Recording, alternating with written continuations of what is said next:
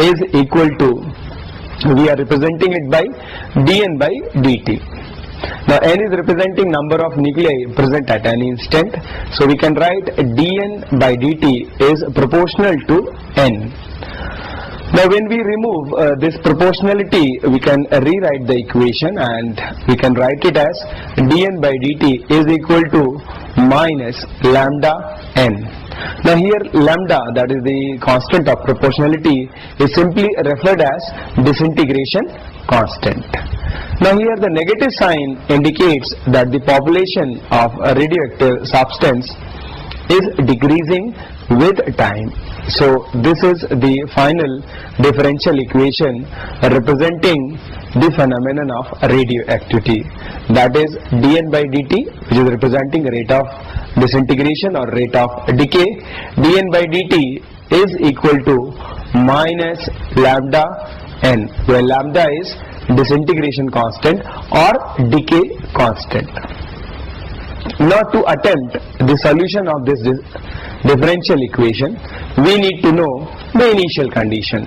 Let's consider we have a radioactive substance and the initial population, that is we initialize the time at t is equal to 0, we have n naught number of radioactive nuclei, and this sample decays with a time, and let's say at t, at any general instant of time, let's say the population of radioactive substance is n.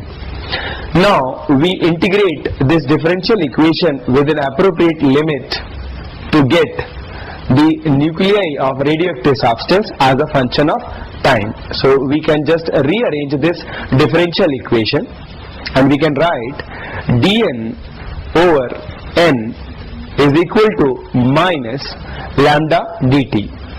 Now integrating this differential equation within appropriate limit, at t is equal to 0, we know that the population is n naught, and at any instant of time, say t, the population is represented by capital N, and we know that the integration will give us a final equation. Making all substitutions and doing the necessary mathematics, we arrive at the solution of this differential equation, and it is equal to n is equal to n naught e to the power minus lambda t.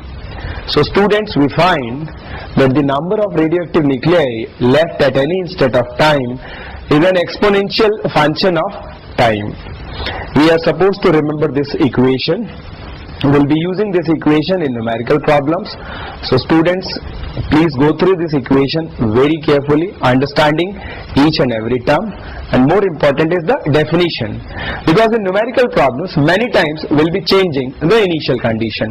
Now when we change the initial condition, again we have to go back to the original differential equation and we'll have to integrate within the appropriate limit. Now let's move into this equation in more detail.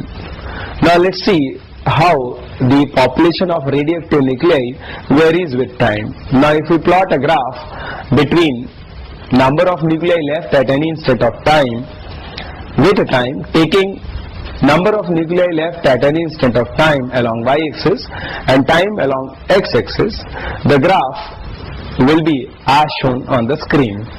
You find that the population of a radioactive substance is decreasing exponentially.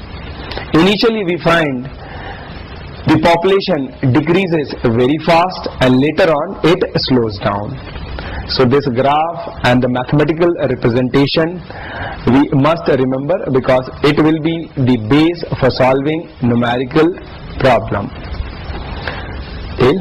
So having derived the solution of differential equation representing radioactivity, that is n is equal to n naught e to the power minus lambda t, let's move into certain other points which will be very important for solving numerical problems and understanding the very phenomenon of radioactivity.